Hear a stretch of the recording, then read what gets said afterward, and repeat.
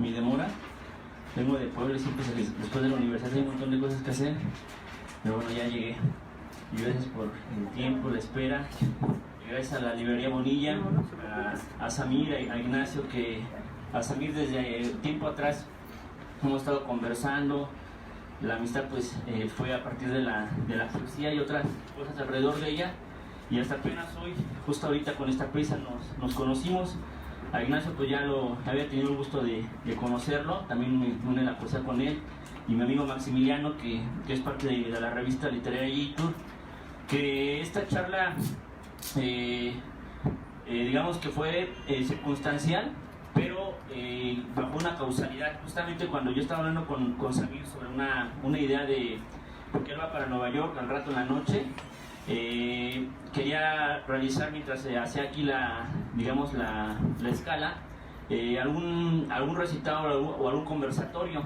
Y justamente en esos días estaba esta noticia, pues para muchos escandalosa o amarillenta, donde aparentemente pues el señor Obrador le exige una disculpa al presidente o al rey de España. Yo tengo una posición muy personal, pero justamente bajo esa óptica, pues yo no tengo esa noción o ese peso histórico donde me sienta avasallado o bajo la opresión, y prefiero con mis amigos españoles compartir esta charla, esta hermandad que la poesía nos acompaña, y que la poesía no es uno de los miles de lazos que une estos dos países, México y España. No solamente es la lengua, y justamente bajo ese tema pues nosotros ideamos esta charla, la fundación del español y los cambios en sus tradiciones. Son muy variadas, es infinito el tema. Yo creo que esto alcanzaría para 4, 5, 6 seminarios enteros, completos, dedicados con especialistas. Aquí nada más quizás serán notas, anotaciones, unas embarraditas, nociones 2, 3 para alimentar este gusto que Samuel y yo y mis amigos Maximiliano y Nacho teníamos porque es una inquietud que a los 4 nos inquieta, valga la redundancia. Entonces bueno, le voy a dar la palabra a mi amigo Max porque él va a empezar. Hemos hecho esta curaduría y él me parece que es el indicado para iniciar. Y bueno, te dejo el micrófono, amigo. Hola, buenas tardes. Gracias por su presencia en el recinto, gracias a la librería Bonilla. Me había tocado ya estar aquí, pero en la presentación de una revista de un amigo que se llama Delirio, que está por ahí atrás, es el editor. Y ahora me toca estar de este lado y bueno, traigo un texto, escribí pues como un ensayito, confío más como en el papel que en mi memoria. Y voy a hablar sobre la influencia de la cultura hebrea en la formación de la literatura hispánica y propiamente como de España, ¿no? Y se titula Sefarad o la diáspora que nunca se fue. Tiene un epígrafe, dice: la muerte y la vida están en poder de la lengua, el que la ama comerá de sus frutos, de Proverbios 18:21. Quizá el origen de la relación entre la cultura hebrea y nuestra herencia hispánica se encuentra en la zona denominada Tartéside o Turtetania, también llamada Extremo Occidente. Dicha región comprendía las actuales provincias de Huelva, Sevilla y Cádiz en España. Es sabido que los fenicios fueron el primero de los pueblos colonizadores de la península ibérica, la cual fue utilizada para establecer rutas comerciales. Los griegos consideraban al reino de Tartesos como la primera civilización de Occidente. Las fuentes semitas hacen referencia a esta cultura con el nombre de Tarshish, conocida por su riqueza en metales y por sus puertos en la desembocadura de Guadalquivir. El profeta Ezequiel menciona en el oráculo en contra del rey de Tiro que la plata y el hierro venían de Tarsis hacia la ciudad para revenderse en Mesopotamia. También la historia de Jonás nos muestra que luego de negarse a ir a predicar a Nínive, el profeta huye en un barco hacia Tarsis, lo que desemboca en el episodio conocido de la ballena y los 3 días. Como sabemos del conflicto entre cartagineses, sucesores de los fenicios, y los romanos, tuvo como escenario las tierras de Iberia, lo que desembocó en el triunfo de Roma y en la conquista de la península. A este territorio se le llamó Hispania, respetando el nombre cartaginés, la cual se dividió en provincias. Una de ellas, la Hispania ulterior, abarcaba el sur de la península y por lo tanto las costas andaluzas. Posteriormente, el reino visigodo, usado por el Imperio Romano para controlar Hispania, y sus siguientes administraciones, como el reino visigodo de Tolosa y el reino visigodo de Toledo, traerían para los judíos situaciones de rechazo y persecución. Tras la conversión del rey Recaredo al catolicismo y los 18 concilios de Toledo, se establecieron medidas y leyes antisemitas. Hacia el 710 se suceden los enfrentamientos por el trono tras la muerte de Witiza, rey de los visigodos. Entre los pretendientes a la corona estaba don Rodrigo. Es discutido el hecho de que Witiza había pactado antes de su muerte con los musulmanes para que lo ayudaran a mantener el control del reino. Rodrigo se apoderó del trono con el apoyo de una significativa parte de la aristocracia que conformaba la élite seglar y la eclesiástica del reino.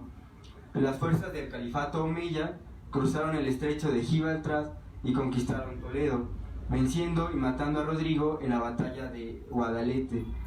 El hecho de que los califas omeya y Al-Hakem II hayan sido grandes impulsores de la cultura, dotando a sus dominios de bibliotecas, universidades, escuelas de medicina y de traductores, permitió el florecimiento intelectual de la cultura de la península, dotándola de maravillas como la Edad de Oro sefardí, el centro de interpretación del Talmud en Córdoba, y de personalidades como Tanash Ibn Labrat, que innovó la poesía hebrea adaptando la métrica de la poesía árabe, o Yehuda Halevi, famoso por sus jarchas o moshajas, o a los mismísimos Averroes y Maimónides. A diferencia del régimen anterior, los mozárabes y los judíos gozaban de libertad de culto, pero a cambio estaban obligados al pago de tributos. Al-Ándalus fue un centro clave de la vida judía durante la temprana Edad Media, produciendo importantes académicos y una de las comunidades judías más estables y ricas. El sur de Iberia se convirtió en un asilo para los judíos oprimidos de otros países. El califato equivalente en realidad, o equivale, se podría decir, a Andalucía, a través de las convulsiones de las luchas interiores, de las sublevaciones, así como el florecimiento del siglo X, no hace sino fundir las razas y crear una cultura de aspecto y acento musulmán, acaso semítico, pero impulsada por la herencia de la tradición española y transformada de acuerdo a ella. El crisol andaluz, como la literatura, vamos, lo funde todo. El 2 de enero de 1492, como se sabe, los reyes católicos conquistan el reino nazarí de Granada. El último rey musulmán, Boabdil, se retira a las Alpujarras después de casi 800 años de presencia musulmana. De esta forma se pone fin a la Reconquista. La expulsión de los judíos de España fue ordenada el 31 de marzo de 1492, poco después de finalizada la Guerra de Granada. Los reyes católicos firmaron el decreto de expulsión de los judíos mediante el Edicto de Granada, con la finalidad de impedir que siguieran influyendo en los cristianos para que estos se judaizaran. El objetivo en realidad, como todos los reinos de ese tiempo, era lograr la unidad de fe en sus estados. Se dice que la identificación de Sefarad con la península ibérica se produjo después de la expulsión de los judíos de España en 1492. Pero si retomamos la mención que se hace en Abdías, hablo del Antiguo Testamento, capítulo 1, verso 20, donde se menciona el nombre de Sefarad, dice: la multitud de los deportados de Israel ocupará a Canaán hasta Serepta, y los deportados de Jerusalén, que están en Sefarad, ocuparán las ciudades de Negev. Podemos datar el nombre hacia el año 587 a.C., ya que dicho pasaje hace referencia a las actividades militares del ejército de Nabucodonosor II hacia Jerusalén, lo que terminó en la conquista de la ciudad y en la destrucción del templo en el año 1587 a.C. De cualquier modo, de Sefarad toman su nombre los sefardíes, descendientes de los judíos originarios de España y Portugal. El ladino entonces es el nombre más común de cuantos se emplean para designar la lengua hablada por judíos en España. Se le llama también lengua sefardí, judesmo o judeoespañol. El ladino es el idioma hablado por las comunidades sefardíes que vivieron en la península ibérica hasta 1492, cuando fueron expulsados del Reino de España por los reyes católicos. En sus orígenes, el ladino correspondía a la costumbre de los maestros de la Torá de traducir al español los textos bíblicos palabra por palabra, a modo de conservar la sintaxis hebrea. A esta labor se le llama hacer en latino. Con el tiempo se transformó en ladino, o sea, latino o ladino, por la sonorización consonántica, ¿no?, de la evolución del español. El ladino ha permanecido vivo y ha unido con su habla a miles de hombres y mujeres de diversas generaciones. Muy pocos idiomas en el mundo gozan del privilegio de conservar, como una cápsula del tiempo, los giros lingüísticos de hace 500 años. Nada es de extraño entonces en que la comunidad judía española se haya llevado a la lengua que hablaba en forma natural antes de la expulsión. La rareza consiste entonces en haberla conservado de familia en familia a lo largo de 500 años. En Grecia, Holanda, Rumania, Francia, Italia, etc., el ladino, ese español arcaico, permaneció activo en medio de lenguas distintas al español. Vionó la vida, la unificó de los desterrados con España como un archipiélago del idioma. Los judíos sefardíes mantuvieron la lengua española porque esta era un signo de pertenencia a la comunidad judía, y en los lugares donde los sefardíes compartían espacios con los ashkenazis como manera de diferenciarse. En el siglo XX, el judío español experimenta un rápido declive. Por un lado, el Holocausto, que aniquiló comunidades enteras, y la exterminación sistemática de la población judía en los campos de concentración, es el acontecimiento histórico más duro que sufrieron las comunidades sefardíes y también la comunidad judía. Por otro lado, las migraciones causadas por la Segunda Guerra Mundial y posteriormente por la creación del Estado de Israel en los 60 propiciaron el desmembramiento y aculturación de las comunidades. En apenas 5 años, la lengua sefardí perdió el 90% de sus hablantes.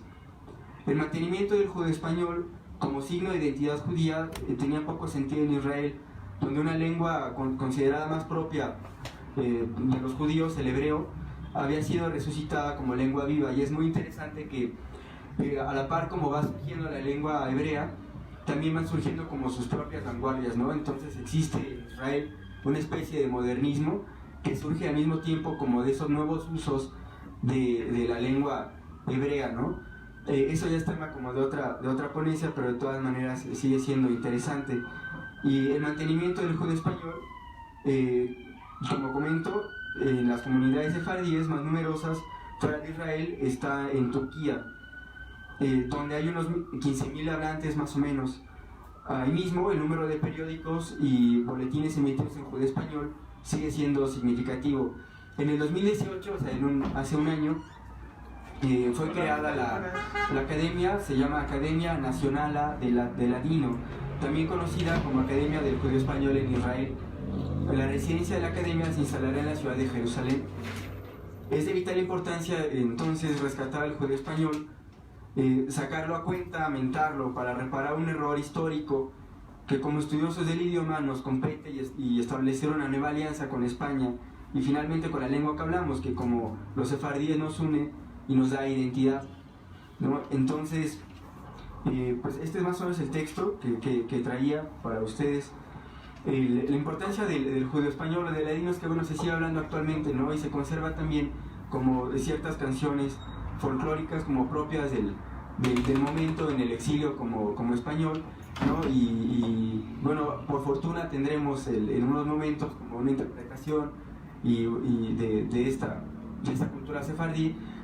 Y estaba leyendo este librín que se llama Por mi boca, que es justo como una antología que se hace sobre el ladino, y es muy interesante que hay muchos poetas, por ejemplo, que estamos acostumbrados a leer, como Juan Gelman, y Juan Gelman, como muchos saben o quizá no sepan o están informados, es que pues es de herencia judía, ¿no?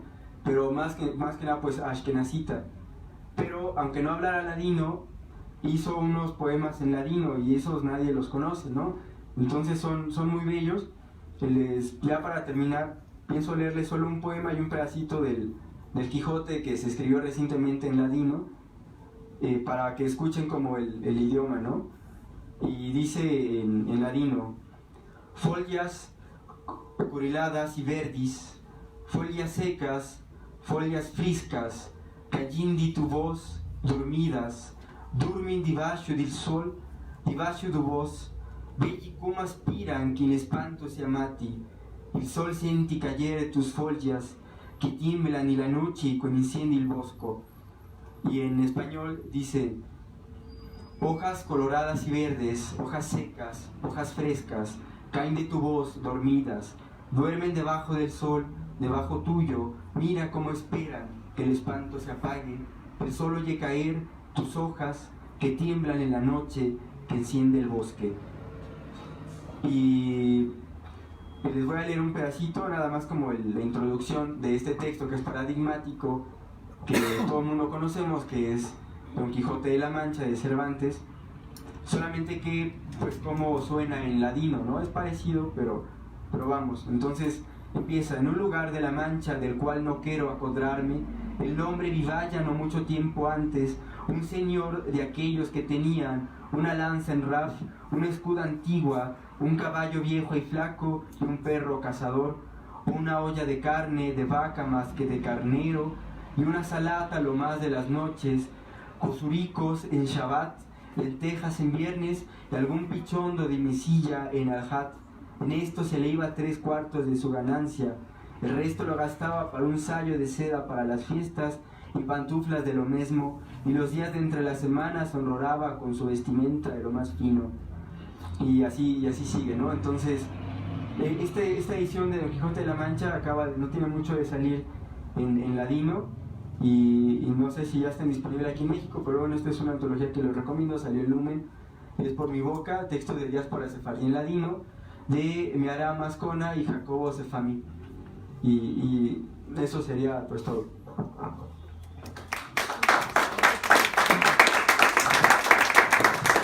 Sí, bueno, además Miriam Moscona es la especialista justamente en literatura ladina.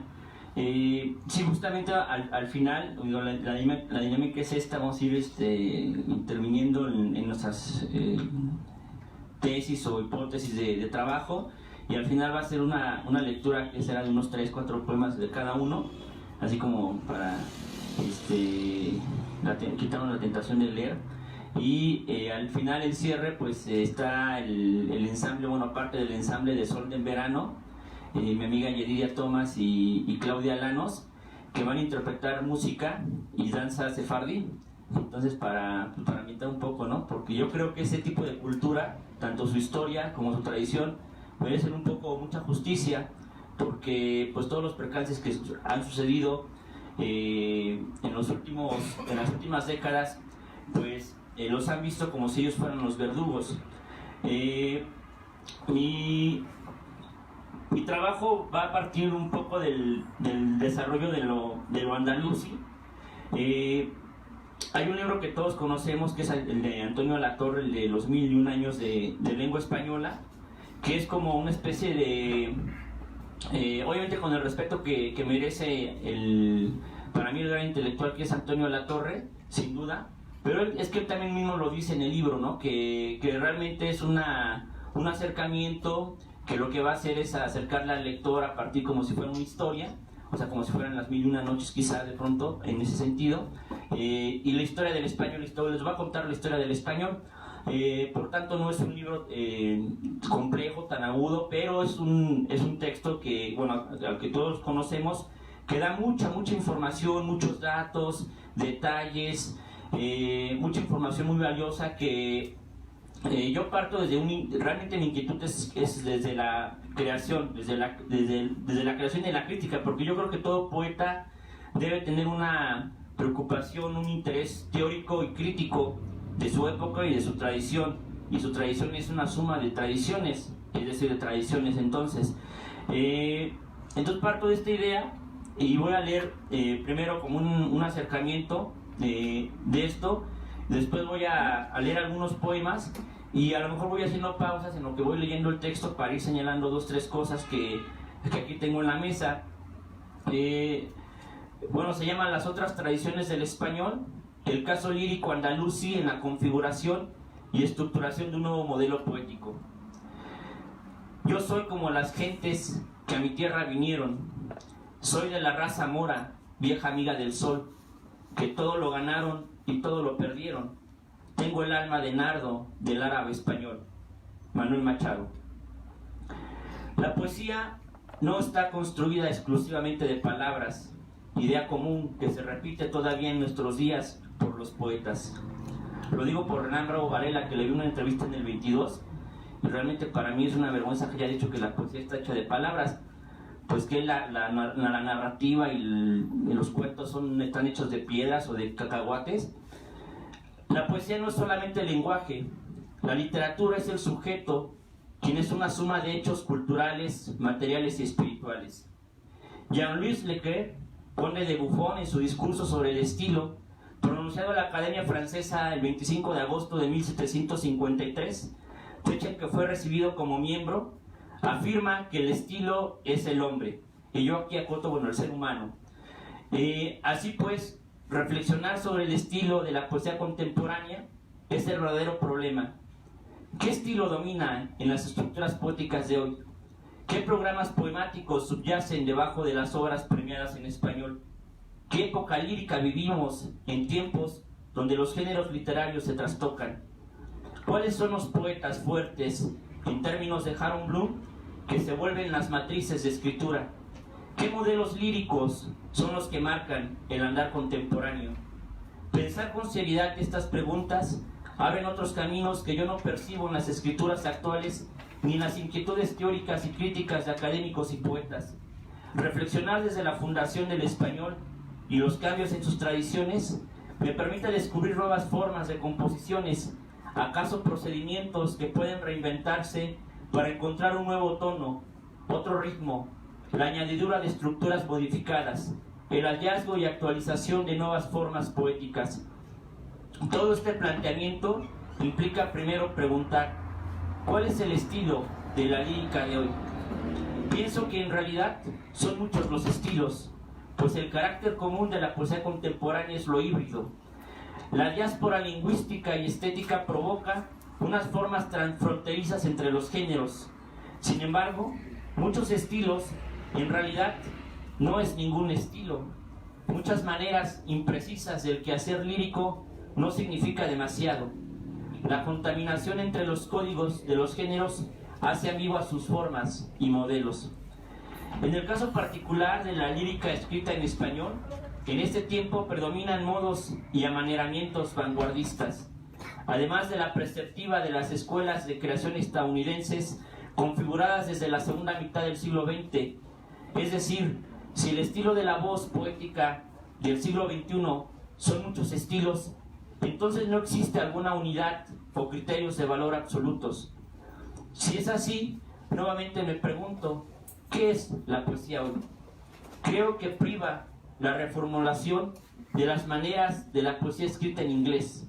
Si el siglo XX en general fue un mecanismo de producción francés, cuyo modelo son los poetas modernos, por decir Mallarmé o Rimbaud, el siglo XXI es la emulación de las formas de la lírica moderna en inglés, inaugurada por Whitman, y la continuidad de sus hijos norteamericanos de todo el siglo XX, y lo actualmente persistente, como podrían ser sus nietos, los poetas del siglo XXI, o previamente Jules Strain y Jan Bernstein lo ejemplifican.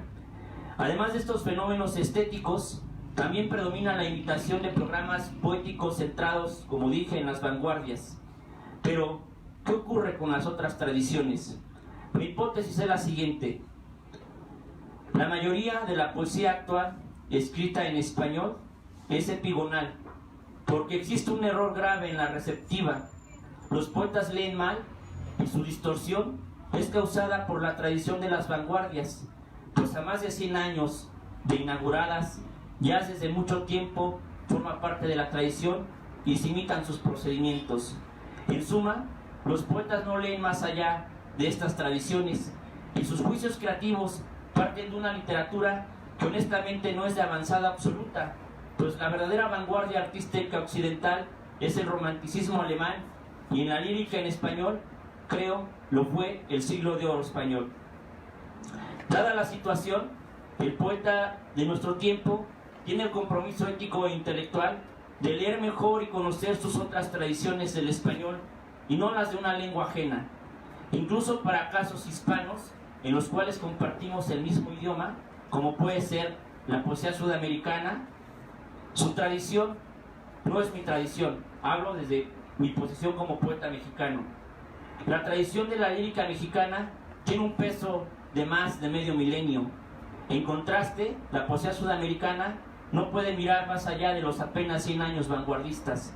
Dentro de este planteamiento, en el caso del español, me parece, nuestra poesía está más en deuda con las formas y modos árabes que con las maneras grecolatinas, que ciertamente también se combinaron con lo mozárabe. La fundación del español también es la suma y mezcla de otras tradiciones y lenguas varias que configuraron su naturaleza, como lo demuestra pues Alatorre en varios de sus capítulos, que el español, bueno, lo voy a continuar porque aquí lo señalo, el desarrollo de la poesía en español, cuya configuración inicia en el modo andalusí, también significó el tránsito geográfico y control territorial y religioso, y bajo esas condiciones el estilo de la poesía mozárabe fue resultado de un estilo del sujeto que abarca los siglos 8 al 12, que ciertamente también es híbrido.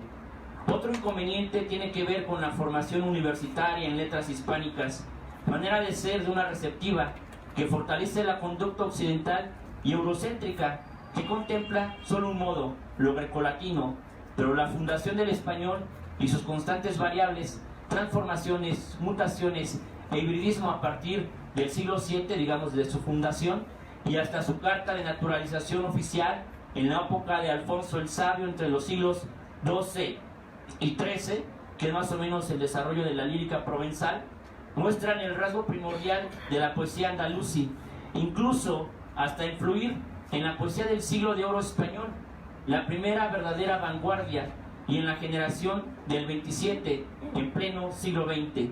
Aquí voy a hacer una pausa para señalar que, bueno, también desde la revista, y todo esto quedó muy bien porque justamente ahorita estamos publicando, desde hace como 2-3 semanas atrás, rasgos que tienen que ver con estos fenómenos de la poesía en español desde fundación. Hemos publicado Hatch, vamos a publicar poesía ladina, vamos a publicar poesía provenzal, una entrevista donde ahí se detalla. A Augusto de Campos es la entrevista que se le hace, que por cierto salió publicada en la revista Alforja, que aquí nos acompaña su fundador, que es Vicente Anaya. Reprodujimos esa entrevista que aparece en uno de los números de Alforja, en la revista, y también algunos de los poetas andalusis, y ahí se puede ver, percatar uno, pueden leer la entrevista en la revista estallerito.com, que incluso para esa PAUM, hablando con amigos poetas, algunos afirman, yo les creo porque lo saben, porque conocen mucho, que el siglo XX es el siglo de esa PAUM, porque inventa nuevos procedimientos, nuevas fórmulas, también tiene un carácter híbrido, se vuelve un modelo, una matriz de escritura, vaya, esa PAUM. Y esa PAUM sostiene que la poesía provenzal fue una base dentro de su perceptiva o preceptiva creativa fundacional para el desarrollo de su poética.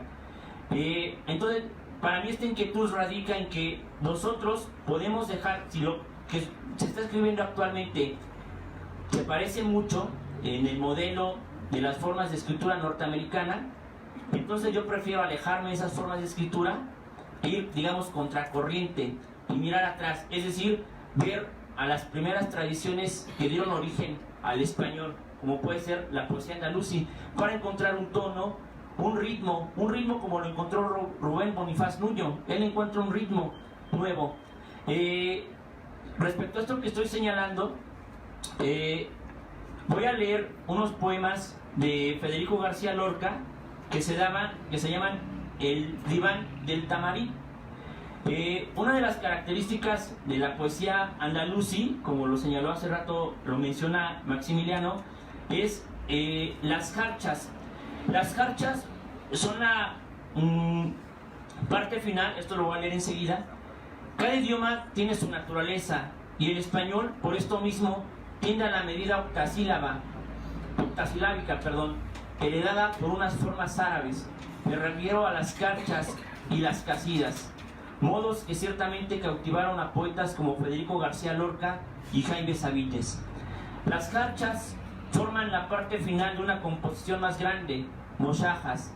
Las jarchas tienen originalmente como voz locutora una enunciación femenina. Quien habla en el poema es la mujer. Esta variable fue fundamental porque generalmente el tema era el amor y el modo era la espera, el abandono, o bien expresar cómo el amado era furtivo y esquivo respecto a la voz femenina del poema. Y esta manera de hablar en el poema transitó a los versos octasilábicos de los trovadores y con el tiempo fue un modo de escribir que Petrarca se apropió bajo el acento italianizante y ya con una locución femenina.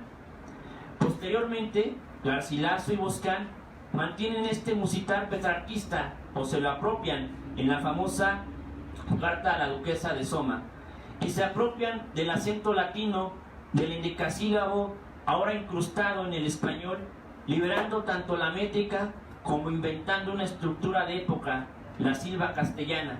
Y señalo la silva castellana porque tenemos un paradigma que son las soledades de Góngora, que es el mayor ejemplo, el mayor modelo o matrices de escritura del siglo de oro español, que incluso en el periodo novohispano en nuestro territorio, aquí en la Nueva España,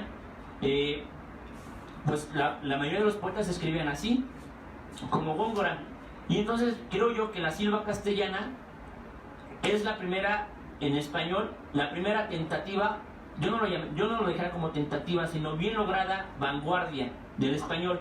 Y nuestro amigo Sergio Mondragón señala en su libro algunos poetas de nuestra lengua que tuve el placer de presentar y también publicamos aquí 2 capítulos en la revista. Parte más o menos de la fundación del español entre el siglo XI y siglo XII, más o menos el periodo de Alfonso el Sabio, hasta el siglo XXI, pero Mondragón demuestra que no la tradición como un modelo que se va repitiendo en los modelos métricos, sino una tradición de la ruptura del español en las formas métricas, desde Boscán. Boscán, diríamos, es el primer poeta que conocemos de obra escrita en español, y demuestra Sergio Mondragón que quiebras modelos de la métrica, y Boscán estamos hablando que es del siglo XII, XIII, ¿no? Aproximadamente. Entonces, bueno, el siglo de oro español, que digamos es el siglo XVII, principio del siglo XVII, ya presenta, creo yo, y en el español mexicano, en la tradición de la poesía mexicana, esto a mí me lo dijo una vez Ali Calderón, que el poeta que realmente se sienta un poeta, pues debe de manejar la silva castellana. Y yo porque tiene razón, sí, honestamente tiene razón, porque es el modelo paradigmático de las formas de nuestro idioma. Y bueno, voy a cerrar leyendo algunos poemas y señalando dónde está esta continuidad de la tradición del modelo árabe. La casida es una estructura del árabe que tiene como característica la monorrima, y en este texto que escribe Federico García Lorca, que es el Diván de Tamarit, sus poemas se llaman Gacela del amor imprevisto, Gacela del niño muerto, y les va dando este título de la gacela. La gacela no significa directamente el animalito, sino que también es una modelo métrico de la lírica árabe. Y la casida, y voy a leer el poema que se llama Gacela del recuerdo del amor. ¿Me puedes ayudar?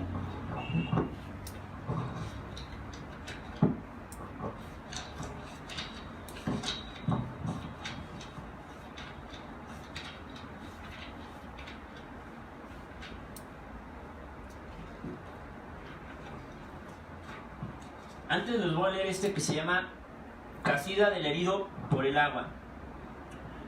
Quiero bajar al pozo, quiero subir los muros de Granada para mirar el corazón pasado por el punzón oscuro de las aguas. El niño herido gemía con una corona de escarcha, estanques, aljibes y fuentes levantan al aire sus espadas. ¡Ay, qué furia de amor!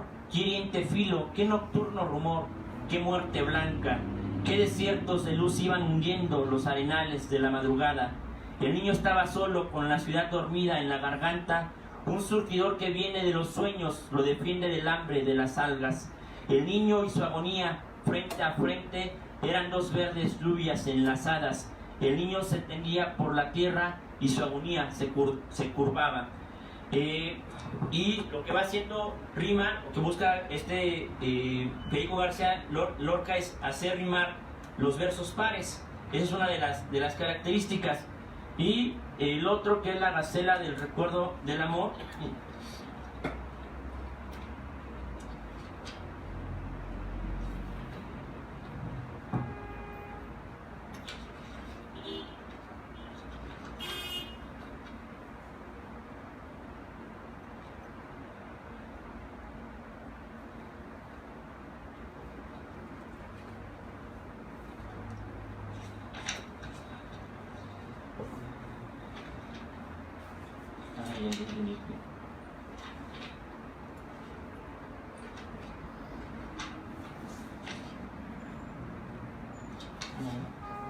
está.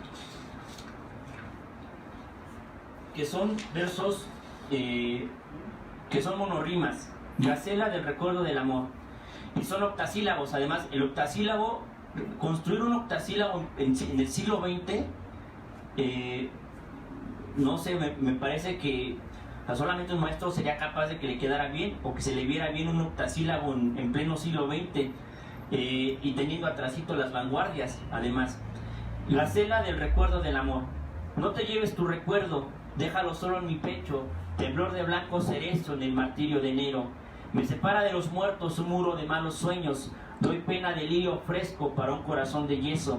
Toda la noche en el huerto, mis ojos como dos perros, toda la noche comiendo los membrillos de veneno. Algunas veces el viento es un tulipán de miedo, es un tulipán enfermo, la madrugada de invierno. Un muro de malos sueños me separa de los muertos, la niebla cubre en silencio el valle gris de tu cuerpo. Por el arco del encuentro la cicuta está creciendo, pero deja tu recuerdo, déjalo solo en mi pecho. Y bueno, así quiero cerrar mi participación, porque digo, nada más es como un ejemplo y también lo podemos ver en Quevedo y en Camões, es un poeta portugués, estas relaciones de los idiomas, pues romances, ¿no? Bueno, entonces le voy a dar la palabra ahora a Samir.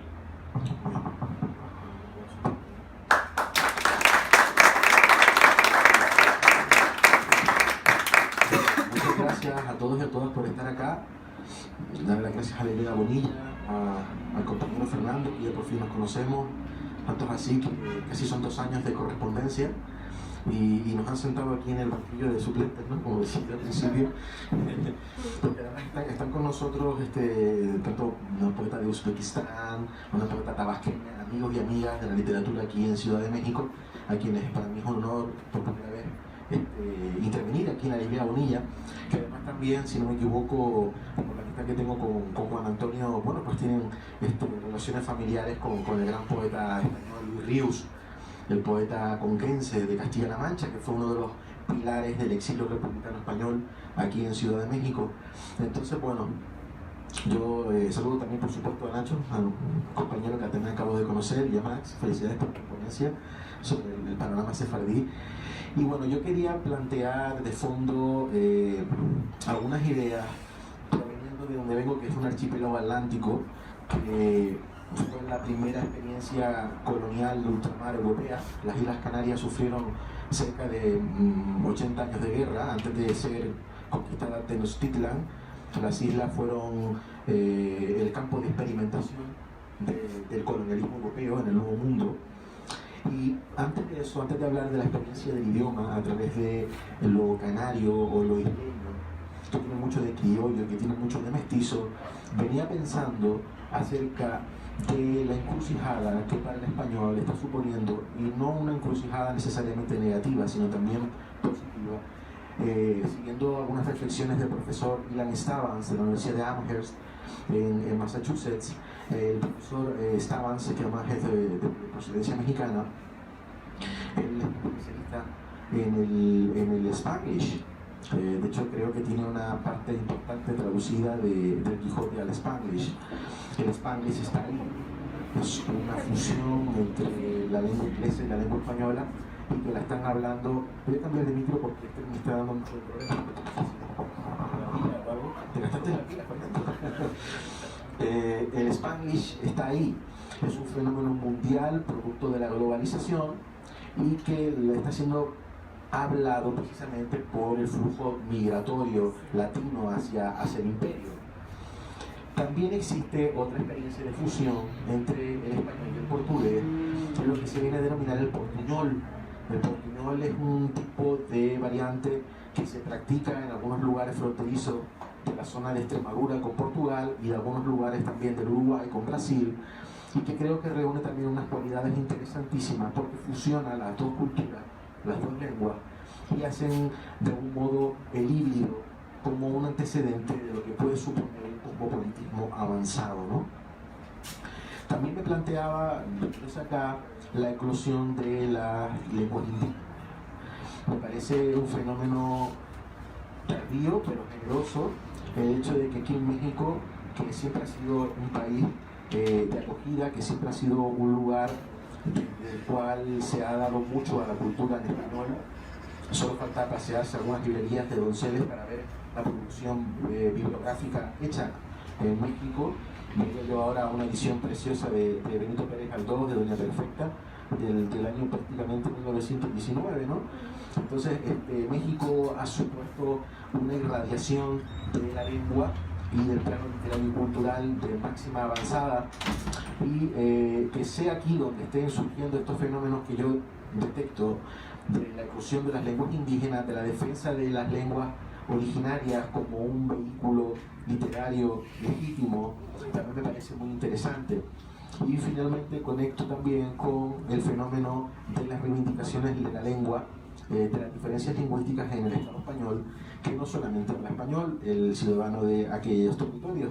Recordemos, y aquí tenemos a Nacho, no sé si hablas, bueno, en Alacant, ¿no? También se habla, bueno, el caso es que está lo gallego, está el vasco, el euskera, está el catalán, son derivaciones. El vasco no, el vasco es una lengua única, que no se conoce muy bien cuál es su tronco originario, es una lengua única en el mundo. Pero sí el catalán, que tiene los contactos con la lengua francesa, todo lo que es la lengua romance. Y quiero reivindicar en ese sentido el multilingüismo de la realidad cultural española. A veces sucede que la imagen del español está codificado históricamente a raíz de la presencia, especialmente de fronteras adentro en el propio Estado español, de los 40 años de dictadura franquista, que supusieron una migración no solamente de la parte árabe, sino también de la parte norteafricana, ¿no? En Canarias, buena parte de la toponimia es de origen africano.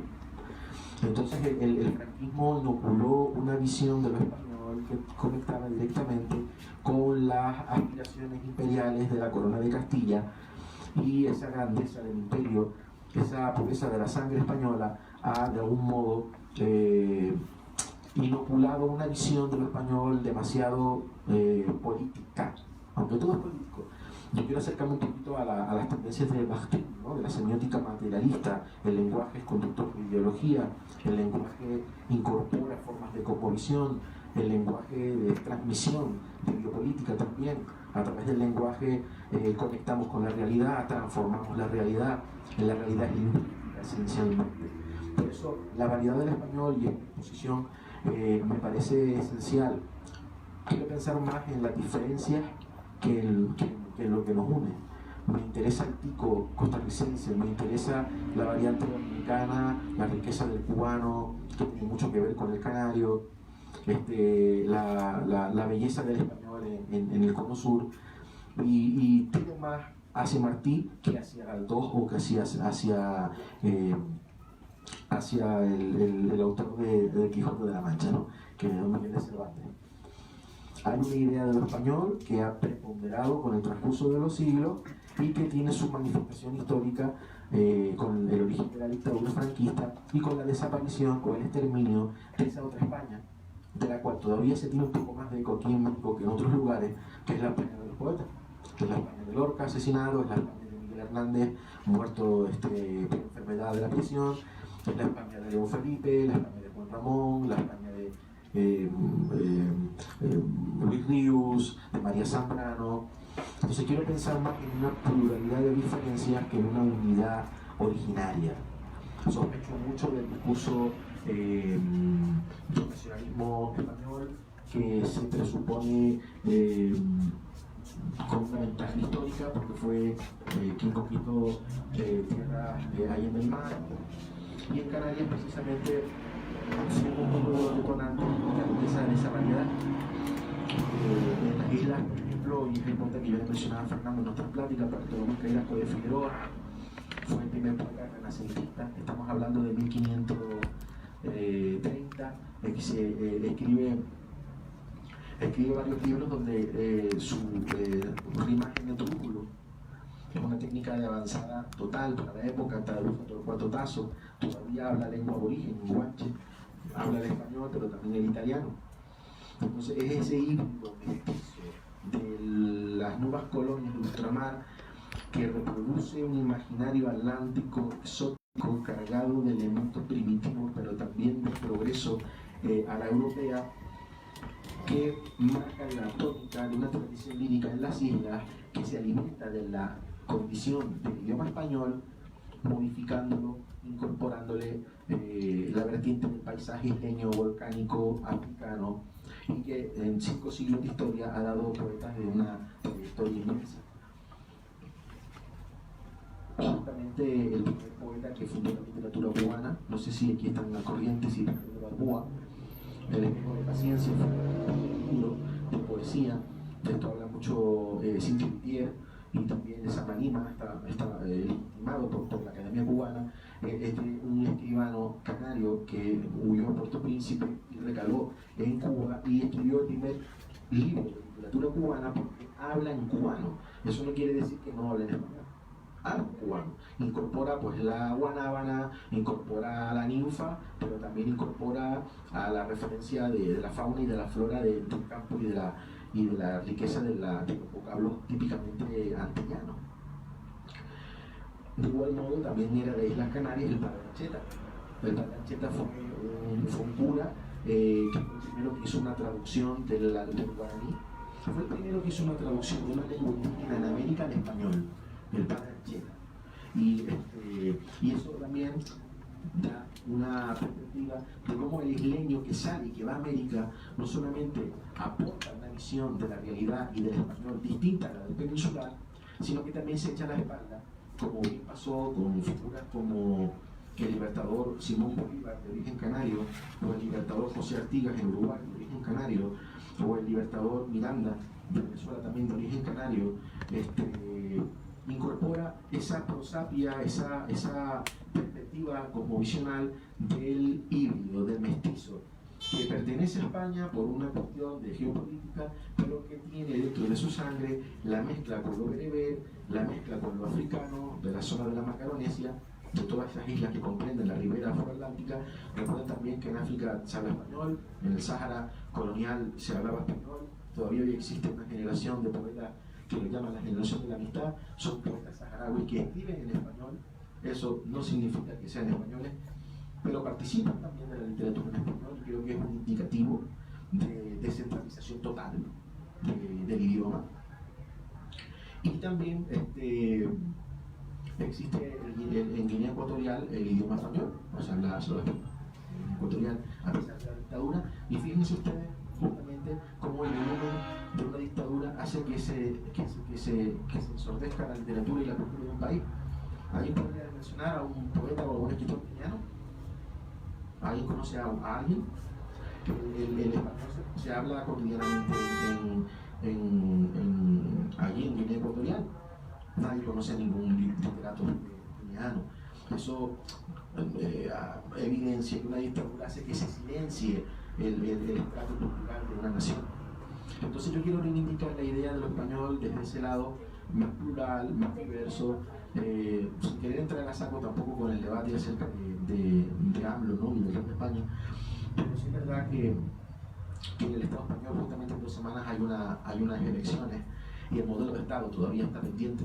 O sea, la monarquía parlamentaria legada del 78 no tiene la mayoría, ni siquiera ha sido a elecciones. Entonces existe un núcleo generacional muy amplio en España que no se sienten monarcas, que no se sienten tampoco españoles, son de muchas nacionalidades del Estado español, vascos, catalanes, insisto en eso, ¿no? Y nosotros los isleños, en este caso, pues, tenemos una riqueza de los vocablos canarios, con un diccionario de cerca de 20.000. Es decir, que la palabra guagua, que todos lo habrán escuchado alguna vez, creo que en Perú significa niño, bebecito, pero guagua es el camión, ¿no? Y se practica tanto en Cuba como en Canarias. Tenemos palabras como ofio, que es una palabra guanche, berebere, que es como el pinole aquí, lo más parecido, y así un sinfín de toponimias y de léxico canario que participa de las academias españolas de la lengua, pero que es un español diferente, un español atlántico, insular, vamos a decirlo así, ¿no? Y aunque no se visibilice en la realidad cultural del conjunto del Estado español, existe el acento canario, y el acento canario es una identidad atlántica, y además en su propio estatuto de autonomía es una nacionalidad, que es la nación canaria, ¿no?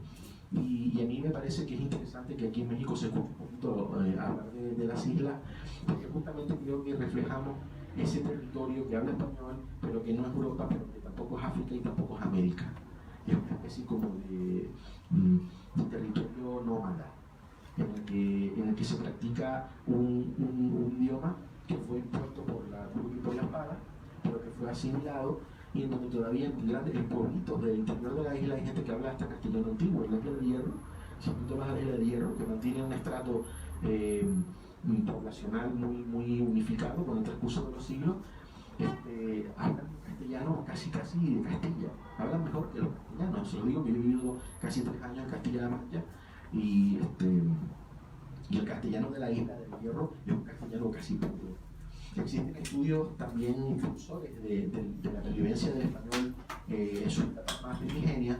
Por ejemplo, recuerdo un profesor, Francisco Carajano Pérez, que murió hace poquito, que fue migrante retornado de Venezuela, y él hizo un estudio muy interesante sobre la flor de la marañuela, que son todas esas décimas, son todas esas coplas que perviven en el imaginario de la literatura escrita y oral, y que dan muestras de la variabilidad del idioma y de cómo de todos modos sigue existiendo ese latido profundo de lo insular y de la cosmovisión del paisaje que conecta en 500 años, desde los antiguos aborígenes que fueron sometidos por el Imperio Español hasta los poetas de la generación de la revista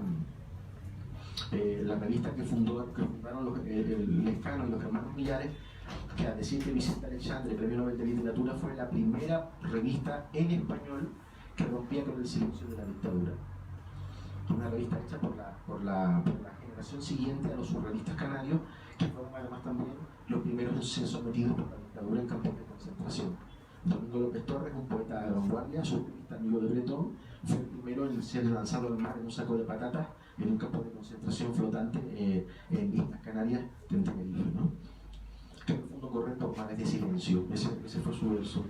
Entonces reivindico, compañeros y compañeras, la pluralidad del idioma, la divergencia y la confluencia a través del mismo, y me sigo quedando con Martí antes que con Galdós o que con Cervantes, porque además Martí conservaba como decía él, la flor blanca para sus enemigos, ¿no? Cultiva rosas blancas, ¿no? Para sus enemigos cultiva rosas blancas. Y Martí, con esto, fue el gran introductor de Whitman al español.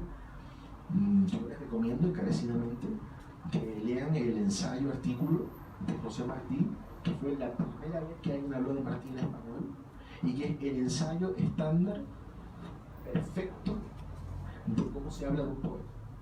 Son creo que 2 o 3 páginas, fueron publicadas en un periódico argentino, si no me equivoco, porque Martí escribía en español, pero hablaba, creo que hasta ruso.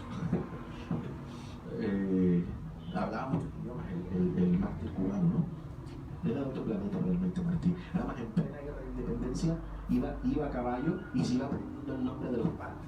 El que iba preguntando a la gente el nombre de los árboles de su tierra, ¿no?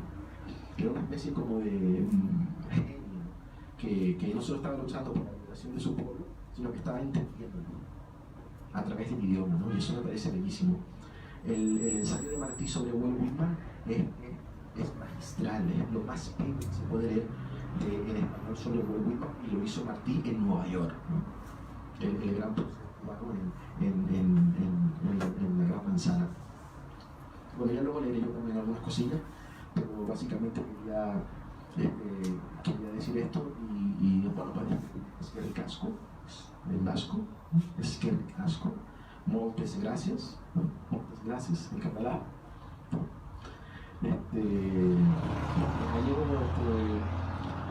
Gracias, ¿no? Bueno, luego está el bable, que es asturiano, no sé si lo conocen. El bable es una derivación asturiana, que además están defendiendo el bable en las escuelas, y eso me parece fantástico. Y yo concluyo diciendo eso, que Canarias tenemos una toponimia aborigen que es norteafricana, y que eso embellece muchísimo el idioma. Les puedo decir nombres tan alucinantes y tan exóticos como Tesegeraje, Guajara, Aguere, La Orotava, Pirajana, Agaete.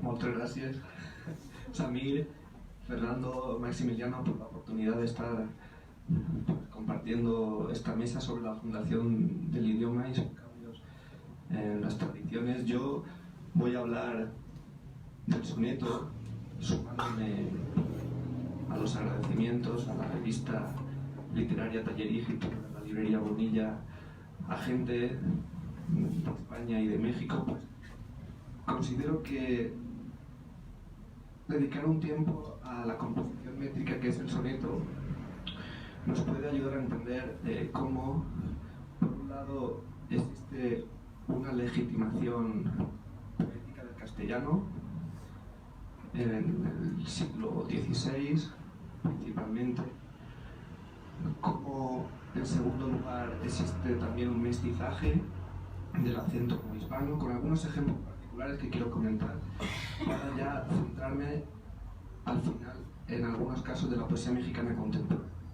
Sabemos que el soneto se compone por lo general de 14 versos en decasílabos con rima consonante, un esquema ABBA, BBA, CDE, CD. Se debe a Giacomo da Lentini en el 200, en el Dolce Stil Nuovo, aunque será con Dante, Ligieri y Petrarca, porque a diferencia de Giacomo da Lentini, pues no emplean el serventesio ABAB, sino que ya instauran el esquema ABBA, que luego continuará, por ejemplo, en el soneto 263 de Petrarca. Si nos fijamos en ese texto, aquí está, dice Fernando.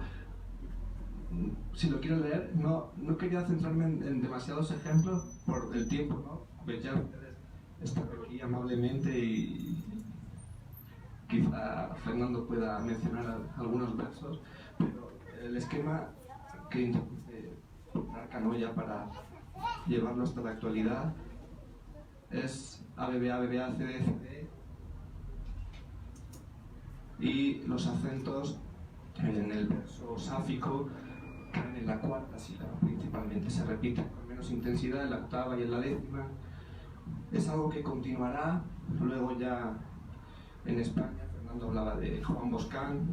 En el año 1526 se reúne con el embajador Navillero, lo dice Elena Medel en un libro reciente, Todo lo que hay que saber sobre poesía, y ese detalle la relación con el embajador plantea para el soneto una mirada más allá del país en ese caso y de cómo llega a la lengua española y a México en el caso en el que me quiero centrar. No sé si Fernando quiera decir algo de Petrarca y de su soneto, leerlo, luego ya habrá tiempo.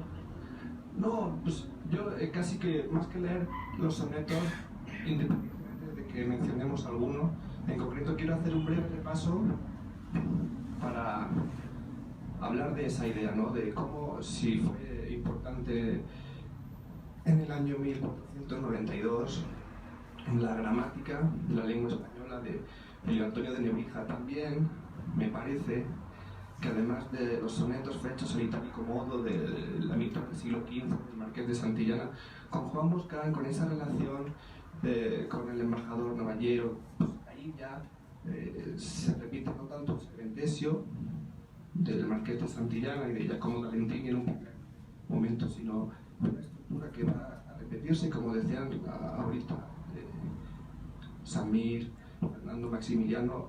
Es una riqueza, ¿no?, de tradiciones que se van juntando desde distintas raigambres. Aparece en México ya con Luis de Carvajal, según un trabajo de Torres, en el año 2016, es el primer poeta que publica un soneto en América. Es un judío portugués, gobernador del Nuevo Reino de León, que continúa con ese acento en la cuarta sílaba, con el esquema comentado de Petrarca, pero ya se va desplazando ese verso sáfico, suave, al verso enfático, con acento en la primera y en lugar de la sexta más, va conectando con lo que mencionaban. Nuestra lengua, ahora el español, es silábica, no naturaleza. Y esa fuerza, en un primer momento en el acento de la cuarta sílaba, luego en la sexta, va a ir conectando con lo que será el endecasílabo de tradición italiana, latina. Por supuesto, lo dice Quilis en su métrica, el parnasianismo, con la influencia francesa, cambia el esquema, se introduce, no olvidemos a Baudelaire, nuevas estructuras con Shakespeare, ¿no?, en el inglés. Manuel Machado, lo mencionaban ahora, también ofrece esos cambios, y no olvidamos a Sor Juana. Vicente Anaya hablaba de ella como una de las poetas más importantes. Alicia Ramírez Olivares la mencionaba en el Congreso ahora de la UAP, no solo como la única poeta no hispana. Existen Laura Gray, Pérez Montes de Oca, pero es cierto que el soneto no tendrá ese peso que vemos en Sor Juana y en el que le dedica, por ejemplo, a la Condesa de Paredes. Es precisamente José Vicente Anaya, en un artículo disponible en el Círculo de Poesía, cuando habla de cómo, si en un momento inicial, ¿no?, al que nos estamos refiriendo, el vínculo, la influencia venía de España a México a partir del modernismo, de todas las referencias que podemos estudiar más recientes, teniendo en cuenta a nivel universal a Rubén Darío, llegará de México a España. Y esa relación la podemos ver en 4 casos particulares que voy a mencionar ya para terminar, de la poesía mexicana contemporánea. Hago la tesis, ya la hice sobre Vicente Quirarte, y me doy cuenta de que el soneto Amor Constante, más allá de Insurgentes, publicado en Calle Nuestra en el año 1979, su primer poemario, dice: andar querrán mis pasos la dorada calle que me miró nacer un día.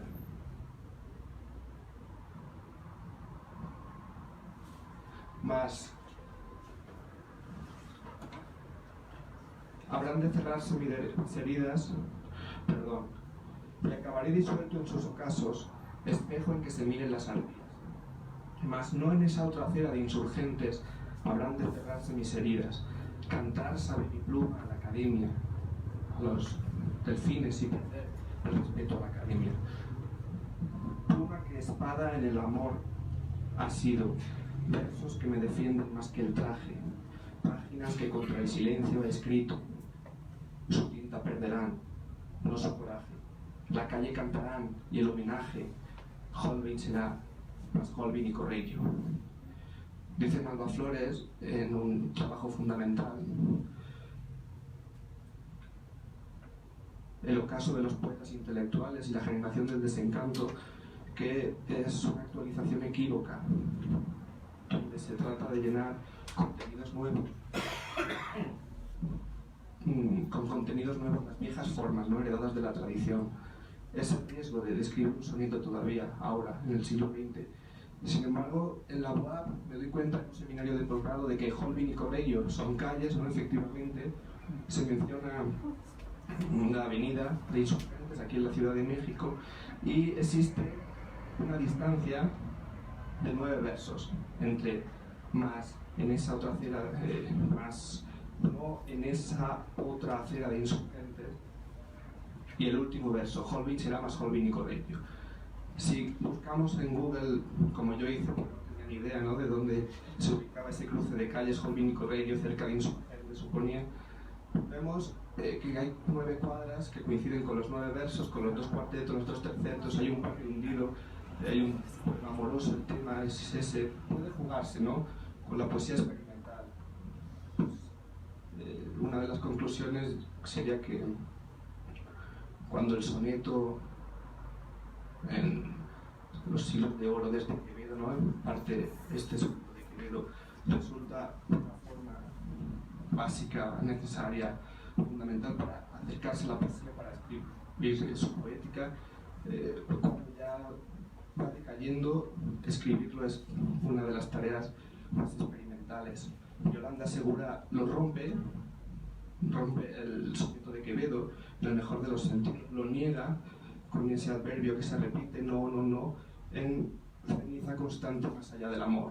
Podríamos detenernos en este caso, en esa influencia de Quevedo, y hablar de Raúl Renan.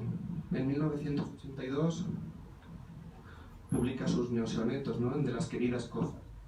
Juega con rimas a la izquierda, rimas internas, con versos que ya están lejos de las 11 sílabas. Y, por ejemplo, en soneto griego dice alfa, beta, delta, gamma, kappa, theta, eta, lambda, mi, omicron, ni, xi, epsilon.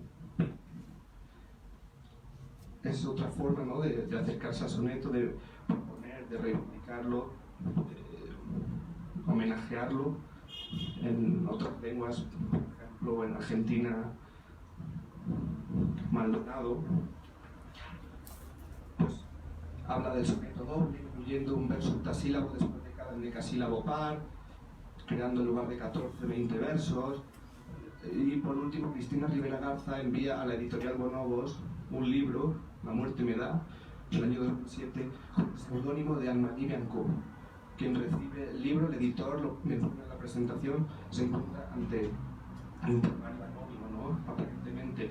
Nunca conoce a la autora, lo publica y luego ya pues se da cuenta de que es Cristina Rivera Garza, incluye otro soneto titulado Tu primer soneto en ese libro y pues muestra mediante la cartografía versal, urbana, podríamos pensar en Quirarte, mediante la concentración en Renan o los límites de Segura, el desdoblamiento de Rivera Garza, distintas técnicas que podrían ampliarse muchísimo más. Aquí Fernando del Paso, sus sonetos, podemos hablar de Miguel Hernández, de cómo se viene cultivando y sobre todo ofreciendo a nivel general en antologías, en recopilaciones como la de Víctor Manuel Mendiola en el año 2006, publicada en Madrid, la SED, distintos ejemplos que podrían mostrarnos la fundación del idioma en sus tradiciones.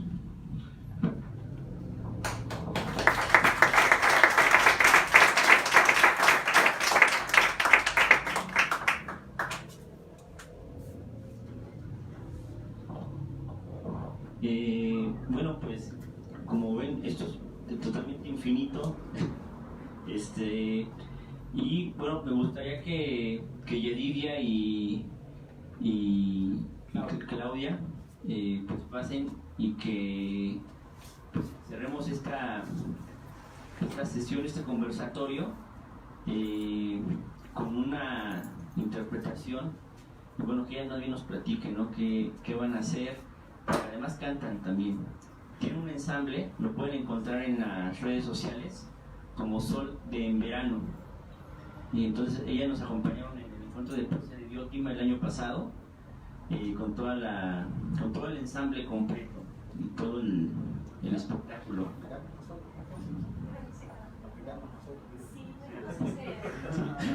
Para que vean. Para que vean. Sí.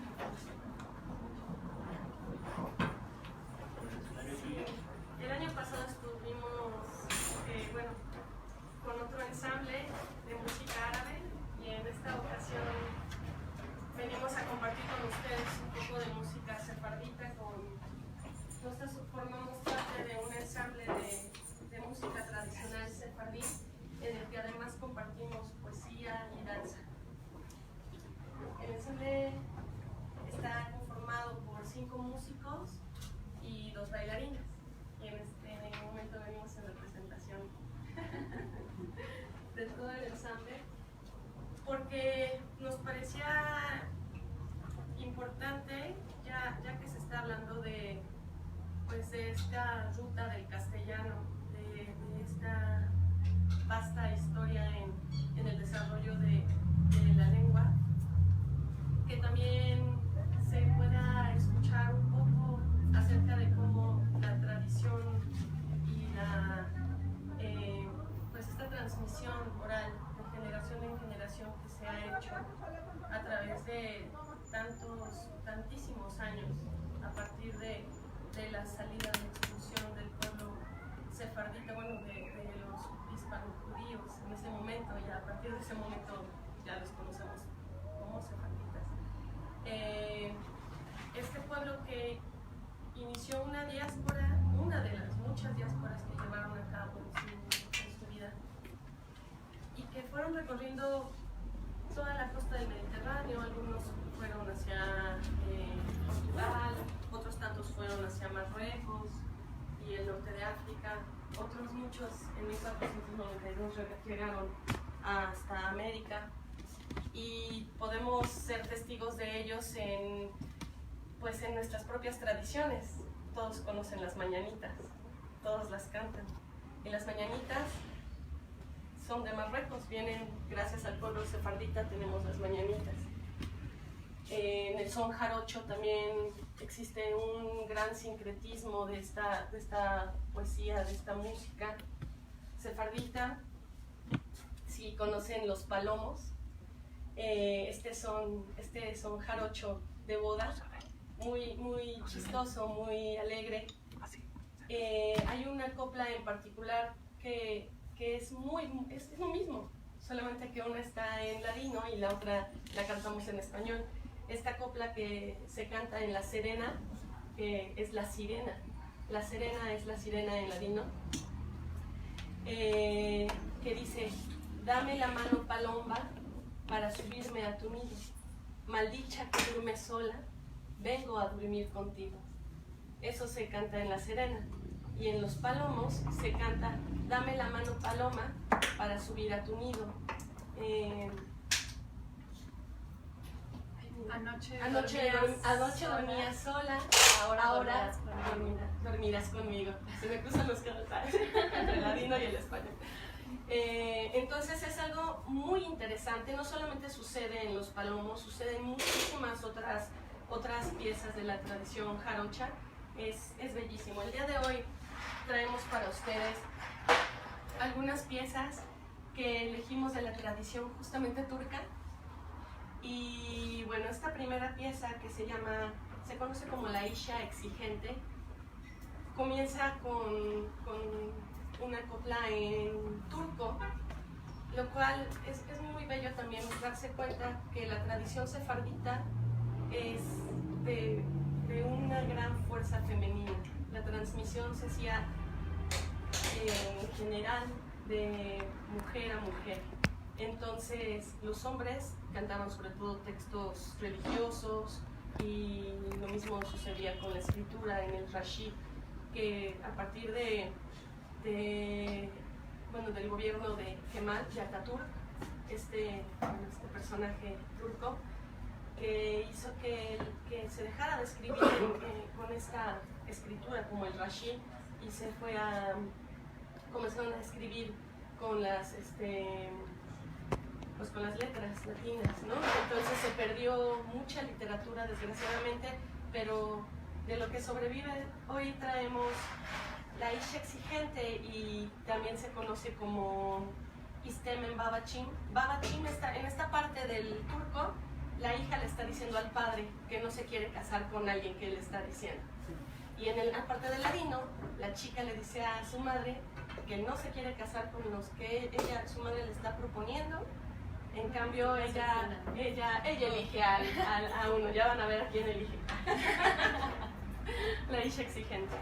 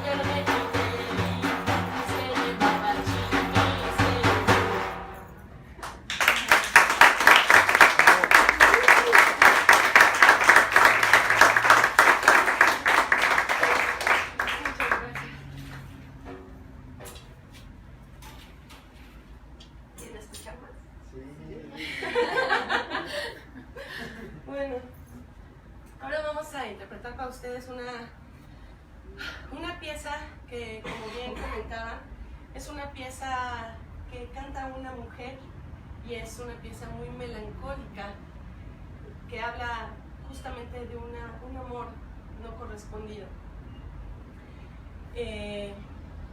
Se llama Puncha Puncha.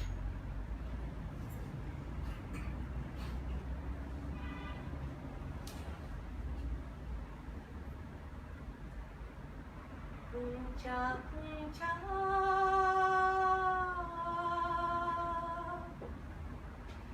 la rosa duele,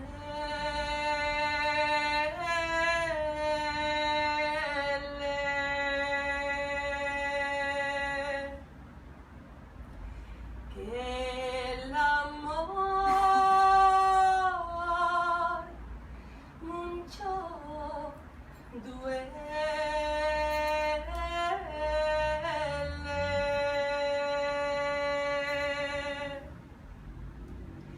Tú no naciste para mí.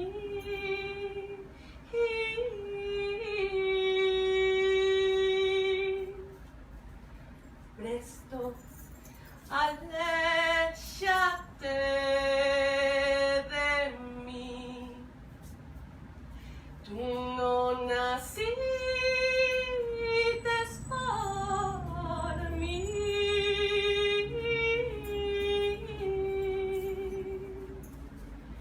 Presto aléjate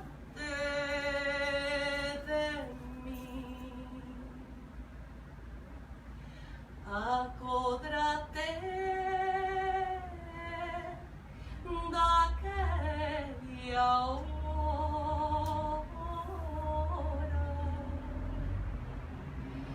que yo te besaba la boca.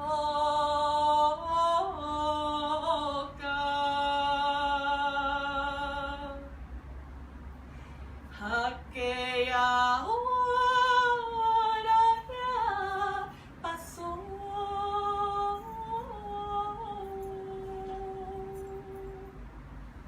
Un dolor quedó al corazón. Aquella hora ya pasó.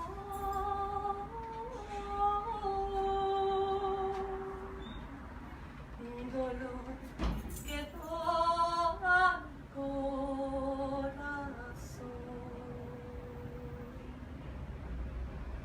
Montañas altas y mares hondas,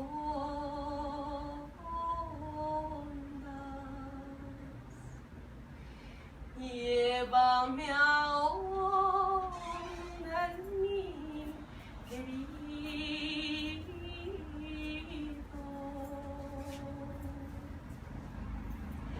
Llévame a donde mi amor,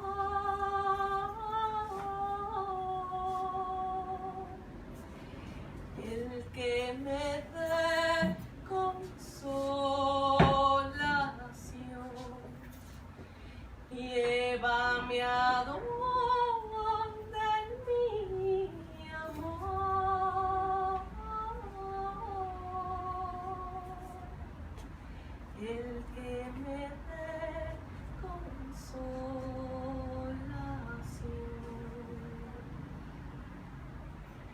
Si otra vez me quieres ver,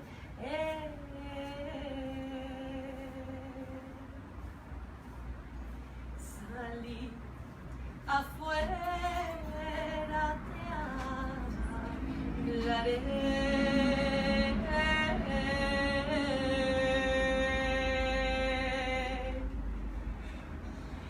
Echa los ojos a la mar.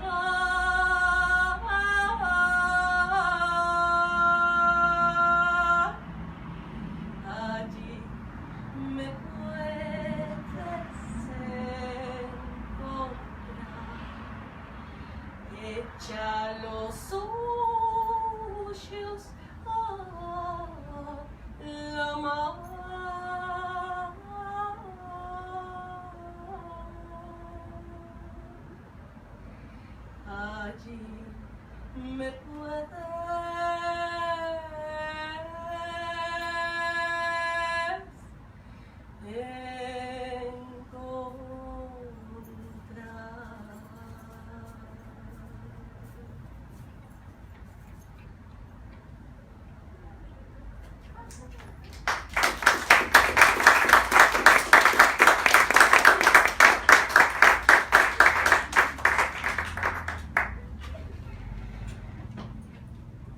Y también tenemos para ustedes una pieza que viene de Sarajevo.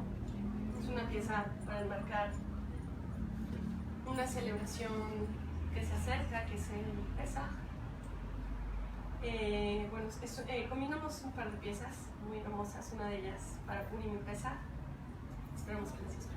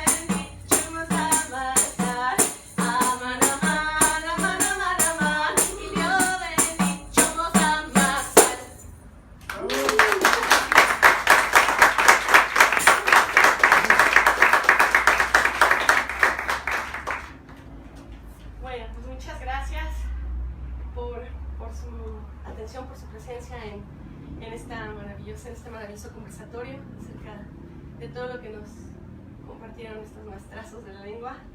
Y pues queremos invitarlos también a nuestra próxima presentación, que será en Noche de Museos de mayo, el 29 de mayo, con el ensamble completo.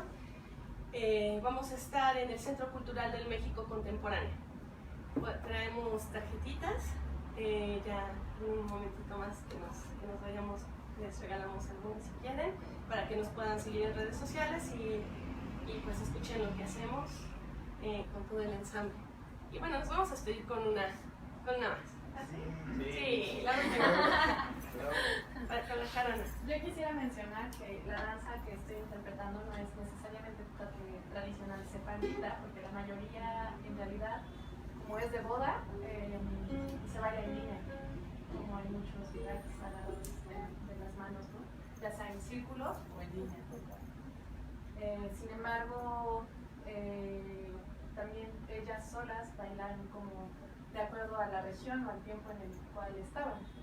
Entonces, bueno, lo que hago es un poco de la danza de tradición turca, persa, un poco, bueno, de la ruta de la seda y del Medio Oriente.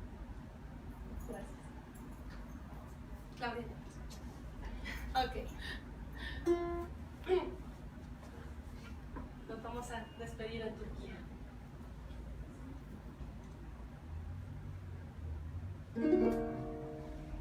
La primavera que te vi de tus ojos me enamoré de aquel momento te amé final la tamba te amaré acércate mi querido salvadora de mi vida descúbrete y háblame secretos de la tu vida.